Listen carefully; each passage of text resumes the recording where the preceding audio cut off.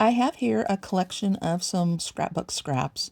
I've got in the palette that I want to use, I've got some pinks, some blues, some lavender, and some greens.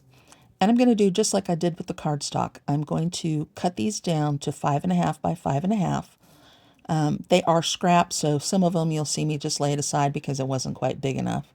You are going to need 30 pieces of scrapbook paper cut into 5.5 by 5.5 squares. And then these are going to cover each page of our journal. So I'm going to work through these. I'm going to measure them all and cut them all. And you can watch for a little bit, but then you should do the same with yours. You need at least 30 pieces, but get some different varieties of scrapbook papers. I know you've got them. Pick a color palette and have fun with it.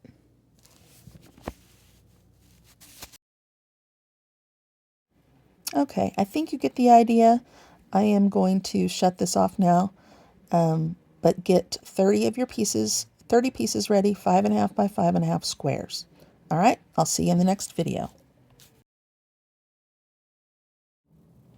Okay, I have my stack of my 5.5 by 5.5 squares, and now I'm going to take my Fabrifix and I'm going to glue these onto each page. Being careful to line it up as best I can. And for some reason, on some of them, I have a little bit of overhang. If that happens, you just get your scissors and you can trim that right off. It's no big deal. And I'm trying to mix up my pages so there's no two colors exactly the same next to each other, but I also want complementary colors. So I'm just going to work through this. There, you see me trimming off the edge, one that had an overhang. And you want to be careful not to get it in the crease of your fold. So pull it back a little bit from the fold so that your pages will still be able to bend and fold easily. Okay, this does take a little while, so I am not going to make you watch all of it, but I'll let you watch for a little while, and then I will see you in the next video.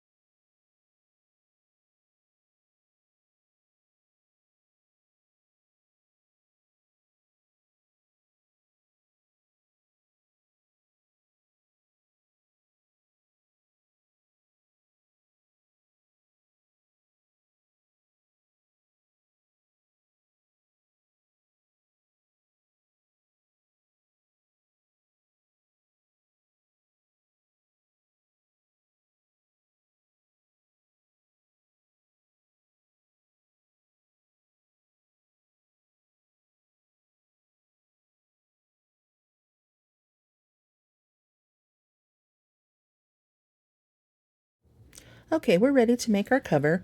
I am using a piece of a cardboard wrap that came around a bath mat. It just happens to be about the right size.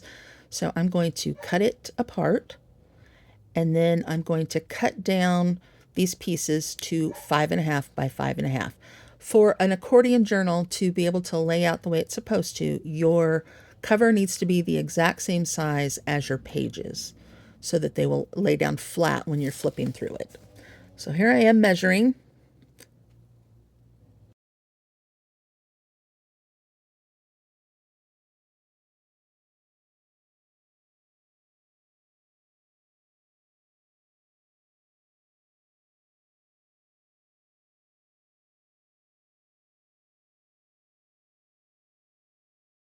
And now I am cutting off the excess.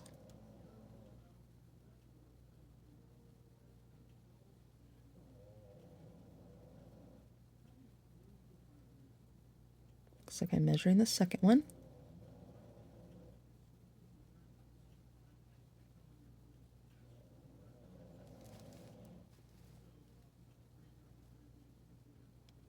And then I'm cutting it out. And it's going to line up perfectly.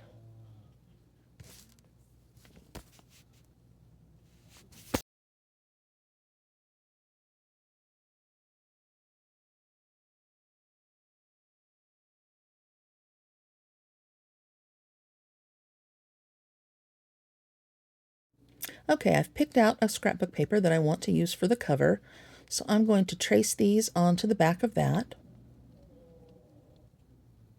I've picked a pretty color of a pretty scrapbook paper. It's kind of a yellow background and it's got pink and purple and blue flowers. It reminds me of old-fashioned wallpaper, so I thought that might look cute as the cover of a photo album. All right, then I'm going to cut it out.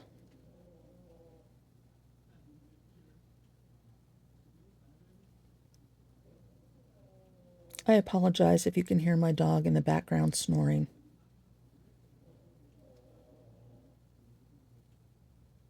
Okay, there are our two covers.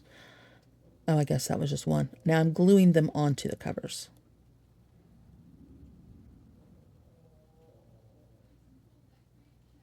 Make sure you get your glue out to the edges. I hate it when corners don't stick.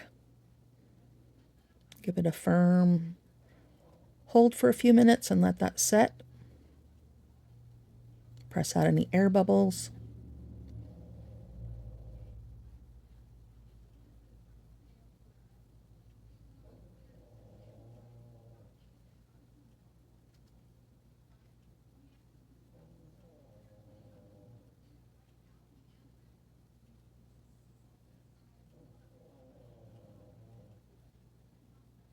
Okay, our covers are ready. Now we are going to glue the cover onto the first page, one cover onto the first page of the journal. And yes, we are going to cover up pretty paper, but that's just the way it is. I forgot I needed to leave those blank. But I'm just going to apply glue to this first page, making sure to get really good on the corners. And then I'm going to lay the cover on top of that. Get it situated, give it a firm press down, give it a chance to set. That's the nice thing about Fabrifix. It is a quick grab glue, so you don't have to wait all day for it to dry. Now I'm doing the other side, and that page is even prettier, but I gotta cover it up.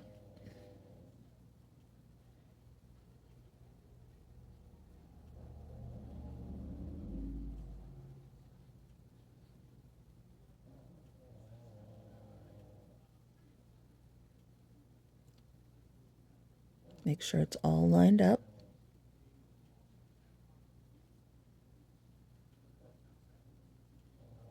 And it's nice and stuck down. Okay, now we can flip through and look at all the pages.